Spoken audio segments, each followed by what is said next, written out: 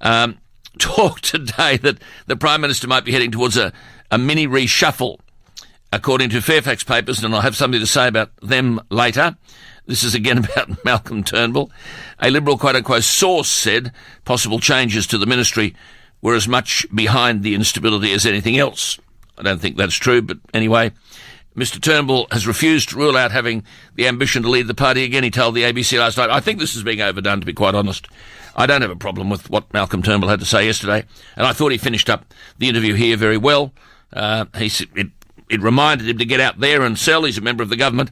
He said, I don't have any plans, any desires, any expectations to be the leader, and that's true. Having said that, I'm going to be very honest with you here. Politics is an unpredictable business. People say to me often, do you think you'll be leader again? And I say, my prospects are somewhere between nil and very negligible, and I think that's probably about right. Well, he's got no chance, as I said yesterday, of being the leader, but I think he's asked the question and he's got to answer it. There we are. If you've got something to add to the Malcolm Turnbull interview yesterday, feel free to ring. But look, can I just say this? We don't have thin skins here, but it just is a little annoying. They're a funny breed, this mob at Fairfax. Of course, they own the other radio station, 2UE. They never declare that, which is one of the reasons they sort of have pot shots at us. If they never announce that all their writers that they also own the opposition radio station. Yesterday, I highlighted, not for the first time, the complete inaccuracy of the Financial Review newspaper reporting on the press conference held here at 2GB this week because of this radio station's unprecedented ratings success. And we had a modest party last night, but which was lovely, hosted by Russell Tate and management, but it was really nice. And I think James must have thought you had to pay because he didn't turn up. And I think Ross even most probably thought you had to pay because he didn't show. But I'm sure Luke and others had their share, so to speak. I think they looked after it and did their best in your absence, Ross, you understand? But the Financial Review newspaper of the media conference here said stablemates Alan Jones and Ray Hadley don't often turn up at the same function. I've no idea what that's meant to imply. But remember, it's written by a newspaper which owns the rival station. Never declares that. As I said yesterday, I wish that Ray Hadley and I never turned up at the same function, because I think we most probably more than any two people in the country are at more functions than any other duet. They're always for charity. I make the speech, Ray does the live auction, and we have a laugh. It's a double act. In relation to the radio station, people don't understand. I hardly ever speak to Ray Hadley here, because as I'm finishing at 9, he's disappearing into another studio to start at 9:05. So people don't quite understand the way radio stations work. I'd see Ray more at a charity function than I would at the radio station. But the notion that we're never in the one room is just, I suppose, designed to create an impression about something, is it? I don't know. Where this nonsense comes from, I've got no idea. Then it was said that at the media conference I was dressed in a soft purple shirt. I don't own one.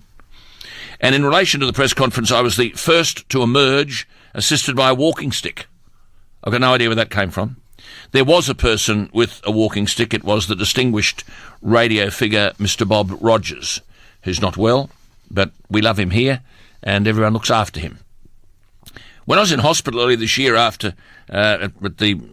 because of the problems I had with my back, it was after the Fairfax media had been ordered to pay the former News Corp head, Kim Williams, $95,000 plus legal costs because the gossip columnist with the Fin Review, this Joe Aston, got a story about Mr. Williams completely wrong, and Mr. Williams went after them.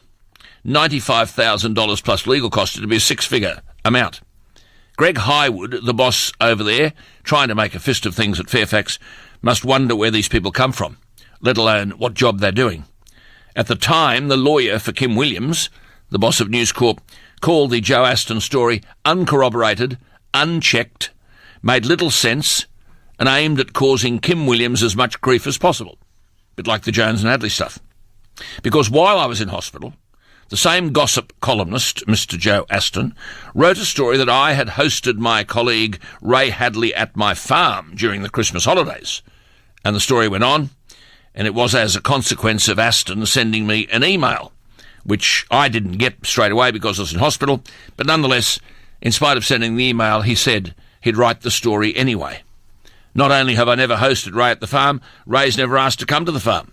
The purpose of the story was, I have no idea. No idea. Well, today we read, by another Aston, this time in the Sydney Morning Herald. And remember, they're the newspaper which also own the radio station over there, 2UE. But this Aston must be in the blood. Following the interview between Malcolm Turnbull and me, which they called, this Aston in the Sydney Morning Herald called a stoush. I don't know about a stoush. I thought it was a pretty civilised interview, tough. In fact, I had a text from Malcolm Turnbull after it. I texted him to thank him for his time. But never mind, the Sydney Morning Herald says today that, quote, the stoush prompted government discussion about what had fuelled the attack on Mr Turnbull, with suspicion that Jones and fellow right-wing commentator Bolt had been egged on by the hard right of the party. Now remember, in the Kim Williams matter, it cost Fairfax 6 figures because they wrote a story in which they made no attempt to check the facts. So let me correct these people again. I've been egged on by nobody. Before my interview with Malcolm Turnbull yesterday, I spoke to no one in the Liberal Party, no one in the Prime Minister's office, no one in the government. The only person I spoke to, as I indicated in the interview, was Malcolm Turnbull, to whom I spoke on Wednesday night. He had texted me and asked if he could speak to me, and so I did. And I gave him a bit of a heads up on the sort of things I might ask him.